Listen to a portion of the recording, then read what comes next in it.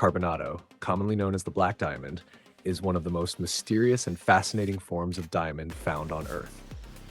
Unlike traditional transparent diamonds, carbonado diamonds are dark, opaque, and composed of a polycrystalline structure that gives them exceptional hardness and durability.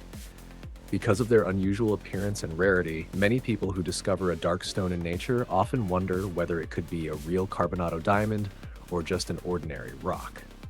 For centuries, diamonds have captured human curiosity because of their unmatched hardness, brilliance, and geological origin deep within the Earth's mantle. Carbonado diamonds are even more intriguing because scientists still debate their origin. Some researchers believe they formed under extreme pressure deep inside the Earth, while others suggest they may have originated from ancient meteorite impacts.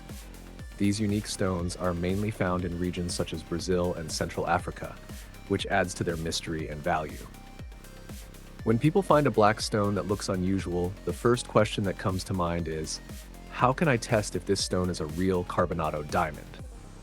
Professional gemological laboratories use specialized tools such as diamond testers, microscopes, and spectrometers to identify diamonds accurately.